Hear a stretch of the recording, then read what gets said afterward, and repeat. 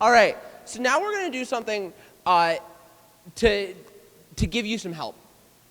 We're going to do office hours. So this is a little bit different than the standard talks that you've been seeing so far. It's not us just chatting.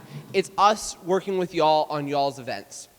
So what we're going to do is we're going to bring some folks from MLH up here, and we're just going to work with you on whatever. If you have a prospectus that you need help with, if you have an idea of a sponsorship process and you want to talk through that, if you are having some logistical problems or you want to talk through building your team, we're going to have somebody come up here from your team and we'll just talk through that and we'll help you through it. And maybe that's giving you feedback on a prospectus, maybe that's giving you whatever. So anybody have anything they want help with their hackathon? And we'll show you, we'll answer all your questions hopefully.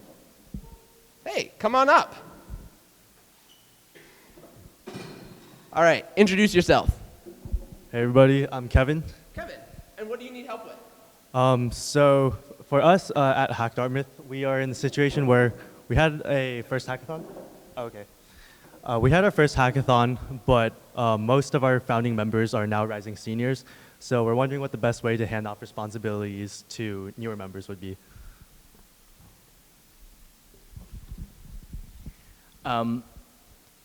Yeah, so you want to give ownership over things. It's really important that you do that. Also, you want to kind of create a culture of asking forgiveness, not permission. So if you have people constantly coming to you and be like, oh, is it okay if I do this? And you telling them, oh yeah, you should do that, that's not going to kind of lead them into a leadership position. So you want to just keep visibility over what they're doing and make sure they're not making any mistakes. But at the same time, giving them as much ownership as possible. Right, so that's like one really important thing to do. Yeah. So there's a lot of strategies and a lot of different hackathons have different opinions about this. Something that I've seen happen actually a little bit recently is people have been using local hack day as a training tool. So BCA, if Jared is still here, he can attest to this. I know Hack Texas does this the same way. Basically, all the MLH interns do it this way for some reason, where they'll use local hack day and they'll just completely put ownership of organizing local hack day on the people that are like next up for taking over organization, and the organizers will just step back. They won't help out. They'll provide like feedback, but those new organizers, they own it. And we've set up local hack day at MLH to be like an organizer training program anyway, and that kind of like teaches people like responsibility, gets them in the right mindset, and then you can keep handing them more and more responsibility and eventually turn it over. Answer your question? Yeah. Awesome. Anybody else have any questions or maybe like a prospectus? I'm really excited to look at a prospectus. No? Great. Come on up, Alex. We'll put your laptop on screen. Be very exciting. Yeah. Do some prospectus review. So these are all things that happen during your regular phone calls with MLH too. So oftentimes what we'll do is actually one of the three of us will sit down on a phone call and talk through these same questions. How do we train our team? How does this prospectus look good? Whatever. Like that's what we do. And so this is giving you an example. I think so.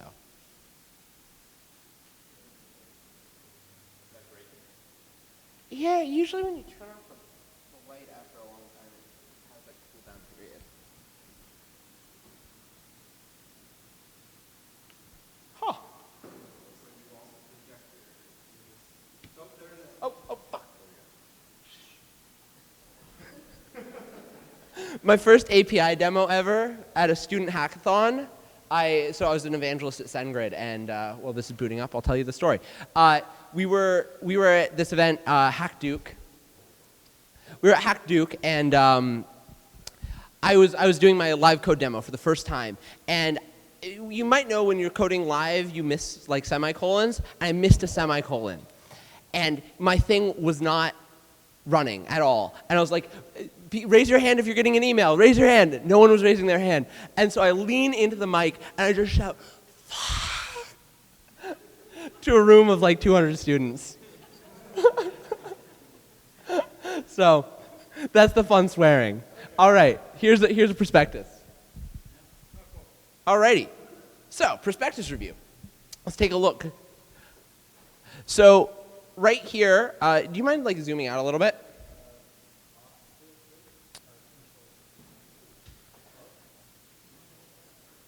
Okay, so this is the standard two-page prospectus thing that John was talking about during his sponsorship workshop.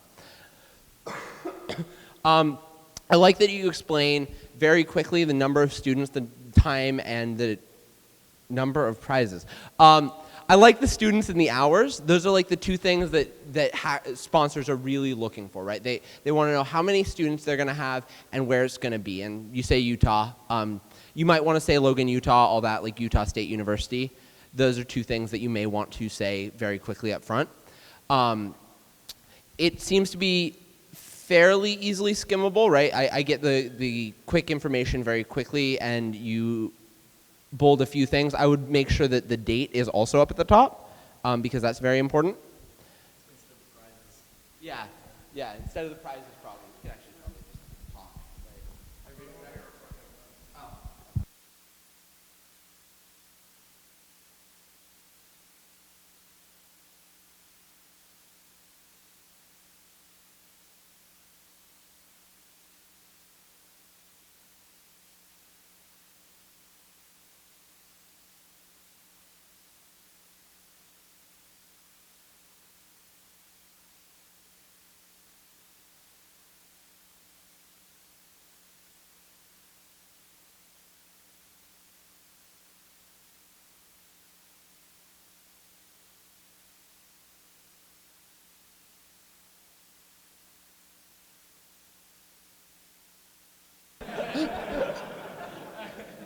So, looking at this prospectus, you're going to need, at a maximum, it's like 30 sponsors to reach your goal of $30,000, which is a good number. Like, that's not unheard of. Now, that is a lot of sponsors. Obviously, you're not going to all have bottom tier sponsors, so that's okay. The typical breakdown we might see is something like 40% in that bottom category, and something like 30 and 20. Does my math add up? Not really, but something like that for the next two. You're lucky if you get that top tier sponsor. Sometimes you do, sometimes you don't. Don't bank on it. So like that makes sense to me. It feels like the right tier numbers. You have 4 tiers, which is pretty good. Okay, so you can send engineers and designers the first 2 package, but recruiters with the third, but they all get resume dumps, right? They all get resume dumps? Oh, yeah. The difference between the middle 2 is confusing to me. Like, you can give a swag, you have a raffle, you can send recruiters, but like, does that justify double the price? Like, I mean, like, this, you know, like, I think, so who is your target for each package? Like, what type of company? So Utah has a lot of tech companies, and Totally. so our main target is probably getting those people involved and kind of building the culture of the hackathon Sure. in Utah. So Is a recruiter, which package would a university recruiter buy? like university recruiters, Someone who recruits students. literally just the lowest. Why? Probably because they'll be there in the hackathon and talk table. But they're not allowed to go in the lowest package. They can send mentors. Sure. It's different. Recruiters want to feel like their time is useful, and if they're not allowed to go, it's going to be really like scary. Like sending mentors is great for an API company that wants people to use their product and think they're cool, but it's not super valuable for a recruiter, right? It's like if I were a recruiter, I would like almost definitely buy the $5,000 package because that's the only one where I'm allowed to go. That's also a really hard thing to police, but that's another thing. And the other thing to note there is recruiters are the ones with money, right? So if you look at who's sponsoring hackathons, recruiters are typically your highest tier sponsors. So you want to optimize your packages to have the people with the most money paying you the most. Yeah.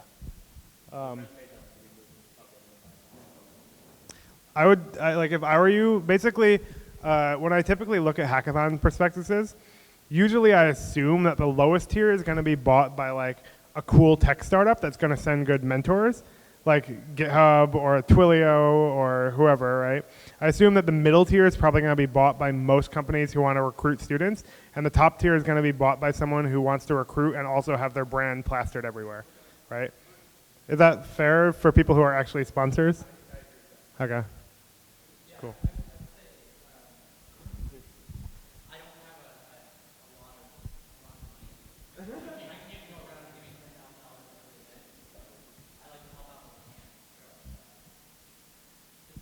Someone like John would like probably buy the lowest tier package and just like help out a lot.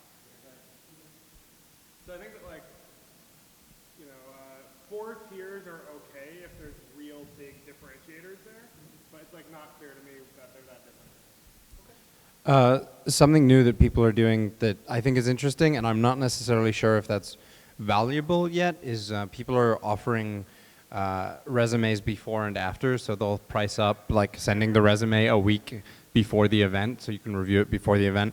I'm not actually sure if like that's valuable or if that's going to see traction. I don't know, would that be useful to you? Yeah.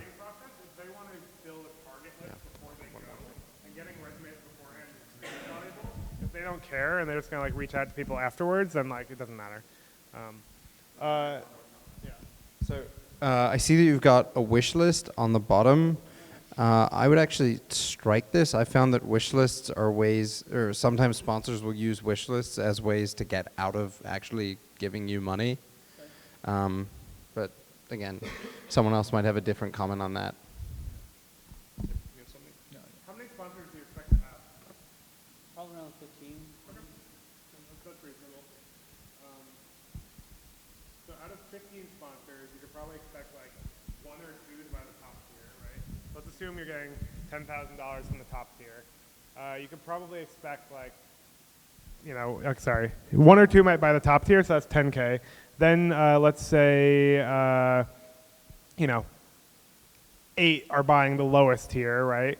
So that's 8,000, you have 18,000 now, so you need 3 to buy the middle tier, right? If it's 5,000, if it's slightly less, you'd need like 4 or 5, and that would bring you up to 15 sponsors, right? That's typically like the breakdown. Like most companies are gonna buy the lowest tier, maybe a couple will buy the top one, and those will be the ones that have like a really good, strong relationship with your school. And then like there will be a couple that are like, I really want to recruit students, I'm gonna buy like this recruiting package. So that's my 2 cents. Cool. And also another thing I would mention, and it's something that everyone always does, people have way too many like items in the prospectus. Like I can't look at this and understand what's going on immediately, and every hackathon does this, but I think it's like probably a mistake because there's only like a limited number of things that sponsors actually give a shit about. Yeah. Right. So, right. It's a very similar to having 5-page memo. So like the things that sponsors care about in each package, right? Typically you want like basic branding, like logo, whatever. Maybe logo on website, maybe logo on t-shirt. Honestly, you might as well group them together.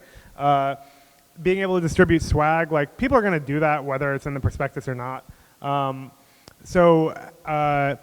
A table is a really important thing. People want to know they're going to have space at the event. It's okay if every package has that, but like have that up there just so they know. So table, logo, every package gets that, right? Send mentors, every package gets that. Then tech talk, that could be a higher level item, right? People care about that. Resumes, people care about that. Being able to give a prize, people care about that. Being thanked, you should thank everyone. Social media post, you should probably do that for everyone too. It's a pretty low bandwidth way to get some brownie points. Giving away swag at registration, that's a cool premium item for like the top tier. Like doing a raffle, that's great. You could also have that be like a mini event. So like, oh, like midnight cookies sponsored by so-and-so. Banner, they're gonna bring a banner whether you tell them to or not. Recruiters, that could be like the top 2 packages. But like you could get rid of like 90% of this and still convey the same information.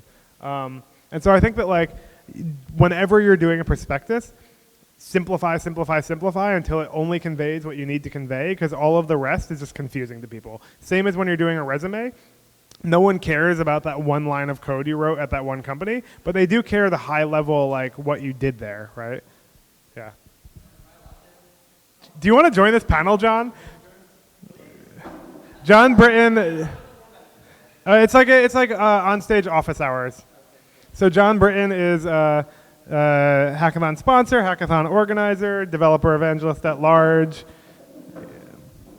I've worked with him a couple times, once or twice. That's cool. Yeah, it's like sort of like a group office hours. Like anyone can feel free to say whatever the hell they think. So.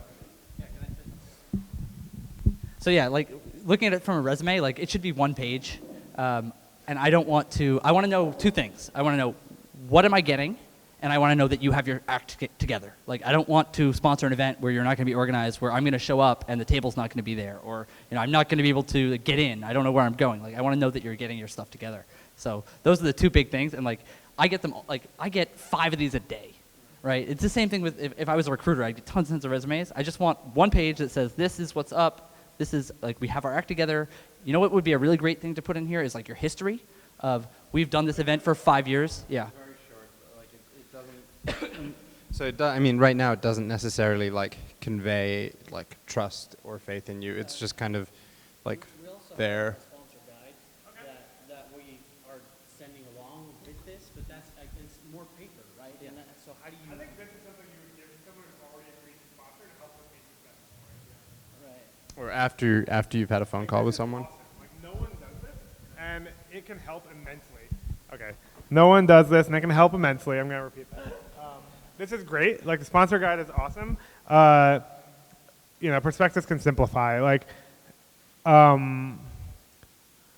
yeah, like, the reason that you might have 2 different types of pitch documents is exactly this reason, right? One of them, you can convey all of the information, right? Like, why are you awesome? Why is your event awesome? Why is your team awesome?